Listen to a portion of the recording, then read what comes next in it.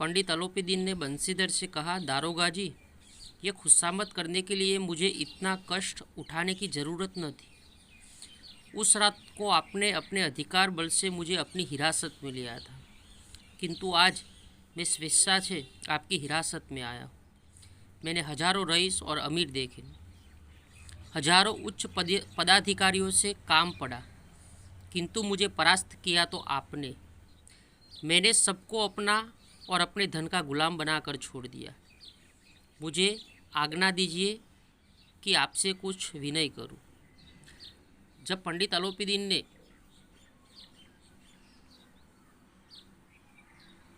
अगले पैराग्राफ में ऐसा कहा था कि मैंने दुनिया में ऐसा एक भी व्यक्ति आज तक नहीं देखा जो धर्म और कर्तव्य परायणता की रक्षा करता हो, जो धन का गुलाम ना बना हो। इसलिए पंडित अलोपीदीन इस पैराग्राफ में मुंशी बंसीधर को ऐसा समझा रहे हैं कि मुझे अब कष्ट मत दीजिए आप, कि जब उस रात आपने हमारी गाड़ियाँ पकड़ी थी तो आपने क्या किया था, अपने अधिकार बल से मुझे गिरफ्तार किया था, लेकिन आज मैं स्वेच्छा से आपकी हिरासत में आया हूँ। आज मुझे मालूम पड़ गया है कि मैंने संसार में बहुत सारे रईस, अमीर यानी कि पैसे वाले व्यक्ति को देखा है, पदाधिकारियों को देखा है, लेकिन उन सबको मैंने क्या किया, धन के बल पर परास्त किया था। सबको मैंने धन का गुलाम बनाया था। लेकिन आज एक इंसान को ऐसा देख रहा हूँ जिसने धन को ठोकर मार दी, और इसलिए मुझे आपका विनय से प्रणाम करना है, आपकी माफ़ी मांगनी है। ऐसा पंडित अलोपीदीन इस पैराग्राफ में किसको कहते हैं, मुंशी बंसीधर को कहते हैं। बंसीधर ने अलोपीदीन को आते देखा तो उठकर सत्कार किया, किंतु स्वाभिमान सहित। समझ गए कि यह महाशय मुझे लज्जित करने और जलाने आए। क्षमा प्रार्थना की चेष्टा नहीं की, वरना उन्हें अपने पिता की यह ठकुर सुहाती की बात असह्य सी प्रतीत हुई। पर पंडित जी की बातें सुनी तो मन की मैल मिट गई। पंडित जी की ओर उड़ती हुई दृष्टि से देखा, सद्भाव झलक रहा था। गर्व ने अब लज्जा के सामने सिर झुका दिया। शर्माते हुए बोले, यह आपकी उदारता है जो ऐसा कहते हैं। मुझसे जो अविनय हुई है उसे क्षमा कीजिए। मैं धर्म की बेड़ी में जकड़ा हुआ था, नहीं तो मैं आपका दास हूँ। जो आज्ञा होगी वह मेरे सिर माथे पर। जब बंसीधर के पिता के सामने पंडित अलोपीदीन ने वो बातें दोहराई, उसके बाद अलोपीदीन बंसीधर के सामने आते हैं। बंसीधर उनका सत्कार करने के लिए उठते हैं। बंसीधर मन में समझ गए थे कि ये महाशय यानी कि पंडित अलोपीदीन उनको लज्जित करने के लिए, उनको जलाने के लिए आए थे, इसलिए उन्होंने क्षमा प्रार्थना की चेष्टा नहीं की। बंसीधर ने माफ़ी भी नहीं मांगी। ठकुर सुहाती, ठकुर सुहाती का मतलब होता है चापलूसी करना। मुंशी बंसीधर के पिता थे, वो पंडित अलोपीदीन की चापलूसी कर रहे थे। लेकिन धीरे धीरे क्या हुआ, पंडित अलोपीदीन ने लज्जा के मारे अपना सिर मुंशी बंसीधर के सामने धर दिया और कहने लगे कि मुझसे जो अविनय हुआ है उसे क्षमा कीजिए। बंसीधर भी कहते हैं कि मैं धर्म की बेड़ी में जकड़ा हुआ था, इसलिए मैं कुछ नहीं कर पाया।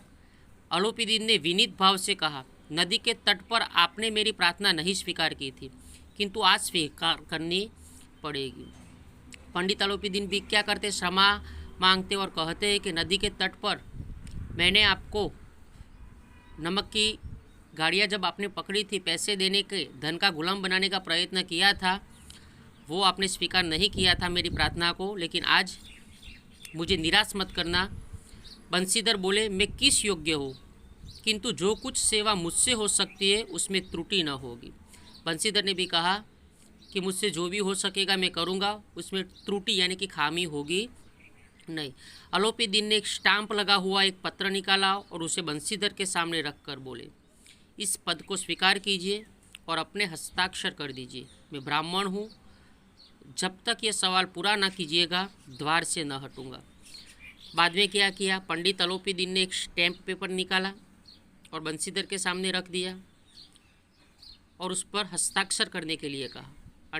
पंडित अलोपीदी ने कहा कि जब तक आप इसका स्वीकार नहीं करेंगे मैं क्या करूँगा, यहाँ से हटूँगा नहीं। मुंशी बंसीधर ने उस कागज़ को पढ़ा तो कृतज्ञता से आंखों में आंसू भर आए।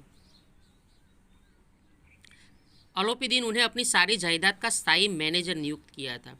एक वाक्य में प्रश्न बोर्ड में पूछा जा सकता है कि पंडित अलोपीदी ने मुंशी बंसीधर को क्या बनाया था, अपनी सारी जायदाद का स्थायी मैनेजर नियुक्त किया था। मोस्ट टाइम पे प्रश्न या अंडरलाइन कर लेना। जब उन्होंने पढ़ा ये कागज़ तो इसमें लिखा था कि आज से पंडित अलोपीदी की सारी जायदाद का स्थायी मैनेजर कौन होगा, मुंशी बंसीधर हो गए। इसमें क्या मिलेगा, उनको 6000 वार्षिक वेतन दिया जाएगा। अतिरिक्त रोजाना खर्च यानी कि जो रोज का खर्च होता है वो भी बंसीधर को दिया जाएगा। सवारी के लिए एक घोड़ा दिया जाएगा, रहने के लिए बंगला, सेवा करने के लिए नौकर चाकर, सब कुछ सेवाएं उसमें लिखी हुई थी जो मुंशी बंसीधर को दी जाएंगी। कल्पित स्वर से बोले, पंडित जी मुझ में इतनी सामर्थ्य नहीं है कि आपकी इस उदारता की प्रशंसा कर सकूं, किंतु मैं ऐसे उच्च पद के योग्य नहीं हूं। और फिर मुंशी बंसीधर पंडित अलोपीदी को कल्पित दुखी स्वर में कहते हैं कि मैं इतने उच्च पद को स्वीकारने के लिए योग्य व्यक्ति नहीं हूँ। अलोपीदी ने हंसकर बोले, मुझे इस समय एक अयोग्य मनुष्य की ज़रूरत है।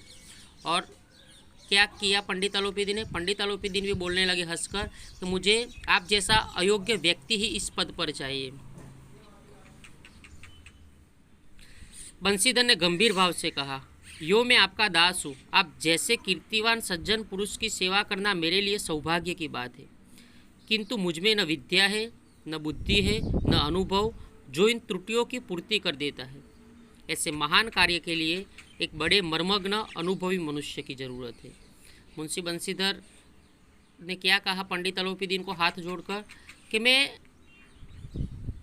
कीर्तिमान और सज्जन पुरुष आपके जैसे उनकी सेवा करना मेरे सौभाग्य की बात है, लेकिन मैं आपकी सेवा नहीं कर पाऊंगा क्योंकि न मुझ में विद्या है, न बुद्धि है, न अनुभव है, मेरे में बहुत त्रुटियाँ यानी कि खामी है। इतने महान कार्य के लिए तो कैसा चाहिए, एक बड़ा मर्मज्ञ, बड़ा बुद्धिशाली व्यक्ति ही, अनुभवशाली व्यक्ति की आपको ज़रूरत होगी।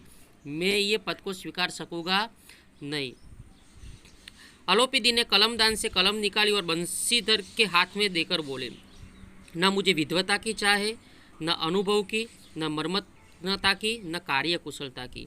इन गुणों के महत्व का परिचय खूब पा चुका हूँ और सौभाग्य और अवसर ने मुझे वह मोती दे दिया है जिसके सामने योग्यता और विद्वता की चमक फीकी पड़ जाती है।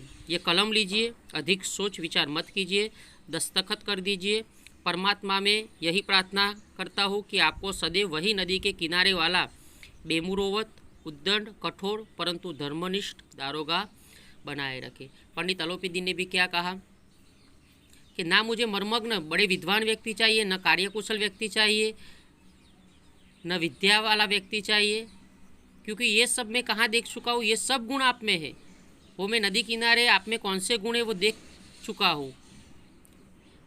मुझे जैसी योग्यता और विद्वता चाहिए वो सब आप में है, और विद्वता और योग्यता के सामने तो दूसरे लोगों की चमक भी फीकी पड़ जाती है। इसलिए आप ये कलम लीजिए, अधिक सोच विचार मत कीजिए और इस कागज़ पर दस्तखत कर दीजिए। और मैं परमात्मा से यही प्रार्थना करता हूँ कि आप सदैव वही दारोगा जी जो नदी किनारे वाला था वो दारोगा जी बने रहे। बैमुरावत यानी कि क्या होता है, किसी का लाज न करने वाला, उद्दंड, कठोर परंतु कैसा, धर्मनिष्ठ दारोगा बने रहे। ऐसी प्रार्थना करके आप ये पद को स्वीकार कीजिए। ऐसा कहकर अलोपीदी अपनी स्थायी जायदाद का मैनेजर नियुक्त करने के लिए कहते हैं। बंसीधर की आंखें डबडबाई, हृदय में संकुचित पात्र में इतना आसान न समा सका। कई बार फिर पंडित जी की ओर भक्ति और श्रद्धा की दृष्टि से देखा और कांपते हुए हाथ से मैनेजरी के कागज़ पर हस्ताक्षर कर दिए। अंत पे बंसीधर की आंखों में आंसू आ गए। फिर एक बार पंडित जी की भक्ति और श्रद्धा की ओर दृष्टि से देखा और कांपते हुए हाथ से मुंशी बंसीधर ने क्या किया, उस स्टैम्प पेपर ऊपर हस्ताक्षर कर दिए और पाठ समाप्त होता है। कहने की बात यह है कि मुंशी बंशीधर की जो अपने काम के प्रति कर्तव्य निष्ठा थी, न्याय और नीति के मार्ग पर चलने की जो नीति थी, उस नीति के कारण पंडित अलोपीदीन जैसे बड़े पैसे वाला व्यक्ति जो सबको धन का गुलाम बनाते थे, वो अंत में किसका गुलाम बन गया? मुंशी बंशीधर का गुलाम बन गया। अपनी स्थायी मिलकत का मैनेजर बना दिया। वैसे ही हमें भी जीवन में क्या करना चाहिए? कोई भी चाहे मुसीबत आए, कोई भी पड़ाव आए, दुख आए, कष्ट आए, हमें अपनी कर्तव्य निष्ठा के मार्ग पर चलना चाहिए। और इस पाठ में दारोगा जी की जो कर्तव्य निष्ठा थी उसको बताया गया है और हमको भी जीवन में कर्तव्य निष्ठा के मार्ग पर ही आगे बढ़ना चाहिए।